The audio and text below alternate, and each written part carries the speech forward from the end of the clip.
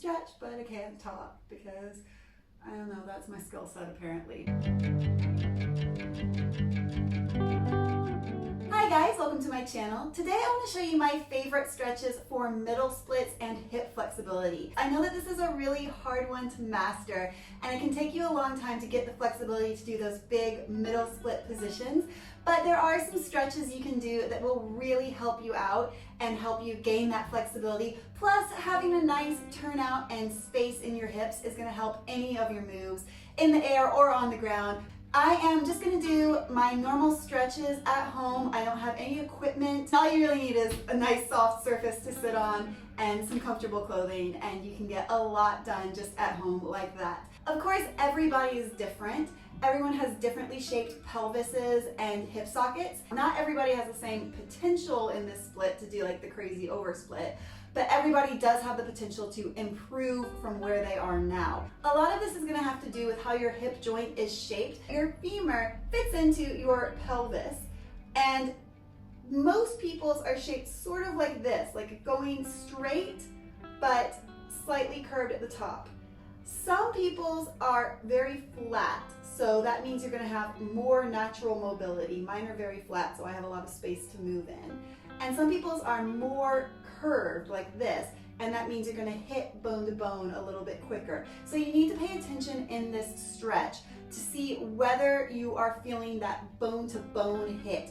Because obviously we can stretch muscles, but we can't really move bones, and you don't wanna be trying to force bone on bone. However, don't feel the pain of a stretch to your muscles and go, oh no, that's my bones, I can't do anymore because my body won't let me. Still try to stretch your muscles, just don't force anything. You don't want to ever force any kind of stretch. You want it to feel good but challenging. As always, make sure that you are nice and warm, and if you're in a cold room, put on some extra layers.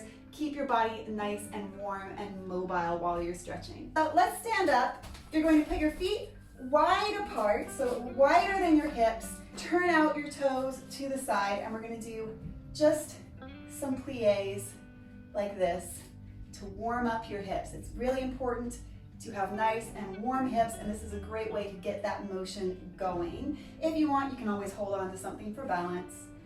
Try to make sure that your knees are going out over your toes. So even if that's a little bit more turned in like a V like this, that's totally fine. You just want to make sure your knees are over your toes as you're doing this stretch.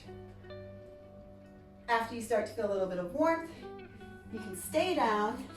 You can put your knees out to the side with your elbows pressed against them, and you can try going side to side just a little bit. Your elbows are pressing your legs open, and you're feeling a nice stretch on your inner thighs, and hopefully also in your hips. Feel the stretch. You might not be as low down as me. I'm pretty low down. If you need to be a little higher, you can always use your hands. Just go as far as you can so that you feel a stretch, but you're not trying to push yourself to be a contortionist in the next 15 minutes. And once you've stretched that out, put your hands down in the middle. You can straighten your legs and move your hips side to side. This gives you a nice stretch on the back of your legs, because this is not just about hips, the middle split. It's also about legs, hamstrings, sort of everything below the waist is going to help you in your middle splits. Next up, we're going to come back to the mat, and you're going to go into a runner's lunge like this one. This is a great stretch for all normal splits, your square splits, your regular splits, because it opens up your hip flexor back here. So you're going to go from your runner's lunge, and you're going to put a hand down and flip over so that you have one knee pointing side and the other leg straight out to the side. You may only be here, that is totally fine. If that's where you are today, as long as you're feeling the stretch, that is great. If you want a little extra, you can push that knee out to the side like this. Make sure that you're not sitting back onto the ground like this. This is just sitting here in a weird position. This is not actually stretching. So you need to be up and feeling the stretch, feel the weight of your body pulling your legs out. When you're ready, you can swap to the other side. And if you want to do a little bit extra, which I really like this one, you can change back and forth a few times. This is really nice to get mobility happening in your hips, to get your hips even more warm, and to get really deep down in there. And then of course, we do the other side. A great one to open up your hips is to sit with your feet together. We call this the butterfly stretch because when I teach little 3-year-olds, we say flap your wings and tell me what color butterfly you are. So you can totally Dora the Explorer it at the screen right now and tell me what color butterfly you are if you want. And you're gonna go over to one side, adding in a little bit of a side stretch. Come forward and over to the other side, just loosening it up. Come forward, do that a couple of times, and then you're going to push your hands down on your knees and lean forward, putting some weight into your hands to really open up those knees. If you're here, that is totally fine. You might want to use your elbows if your knees are pretty far up, but to be honest, it is totally fine wherever. You just have to keep that stretch happening. And after you've done that a few times, you're just going to walk your hands forward as far as you can and try to lower your upper body as far down towards the ground as you can. I'm pretty flexible this way, so I'm trying to touch my chest to my feet and maybe even my head to the floor. But if you're less flexible, you can also try to touch your head to your feet. So just go as far as you can, and then tomorrow try to go a little bit further, and then the day after that, go a little bit further. I like to hold this stretch for about 30 seconds or even a little bit longer. Any stretch that you do, your body releases more after you've held it for 30 seconds. So a great way to stretch is to set yourself a little 30-second timer and let it sit and time 30 seconds in every stretch. Also, try to keep moving. I really am a fan of moving around in stretches because it's going to reduce your risk of injury and it's going to keep your mobility and warmth in your body. And when you're done, you're just going to walk it back up and come back. Now let's move on. We're pretty warm. Let's open up our legs into a V. So you're not going for the full middle split yet. This is more of a V position. And what's really important in this V position is that your knees are facing the ceiling. So do not let them roll forward like this. Okay, we're going to keep them nice and facing the ceiling. You can flex your feet or point your feet, whatever you want to do. And you're going to do the same thing and just walk out as far as you can today. And if that means you can get your chest all the way on the ground, that is totally cool. That's really great. If that means that you're here, that is also great as long as you are feeling the stretch up the inside of each leg. You can also do this little extra by arching your back up into a flat back and then curving your back down. You should feel the stretch a little bit more when you're in your flat back like this. And then curving it back down. I'll do that on the side so you can see. I'm too big for my space. Surprise, surprise. So you're gonna curve and you're gonna arch. And you're gonna curve and you're gonna arch. And you're just trying to keep your back nice and flat and push it as far down as possible. Also, while we're in this position, it's a great time to go over to the side. Make sure that you're keeping that hip on the ground, so don't pop up like this. Try to keep that hip down. And you can stretch over to the side. Get a nice little extra in there.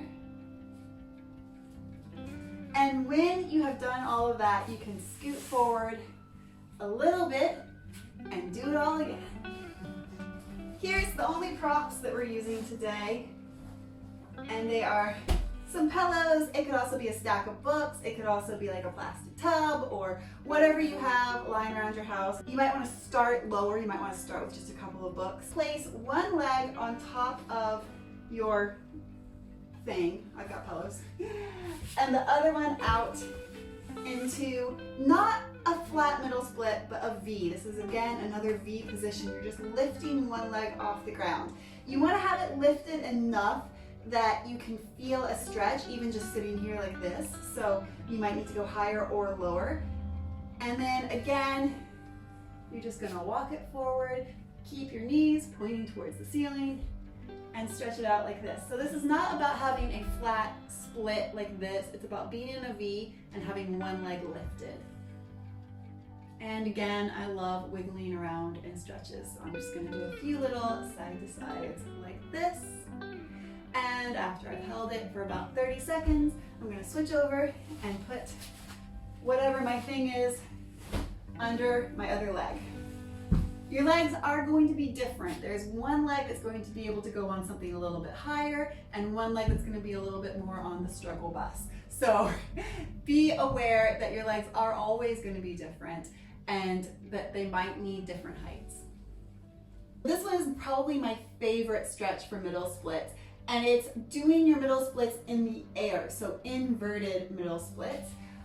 If you want, you can put an ankle weight or something heavy on your ankles to help pull your legs down. You can also do this against a wall. You're just gonna put your legs up and then open them out against the wall and relax entirely. What's important here is relaxing your legs so that they fall down to the sides and that they can get more and more stretched out. If your legs are here, that is totally fine. You just need to have straight knees and feel the stretch.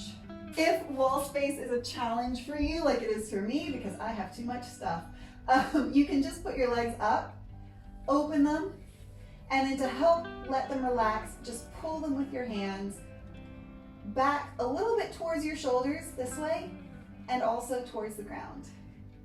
If that's easy, try reaching out farther and grabbing closer to your ankles. Again, keep those knees straight and relax.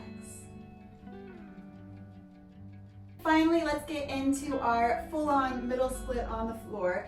This one is a little bit of extra pressure, so make sure that you are supporting yourself with your hands and not trying to force your weight down through your legs.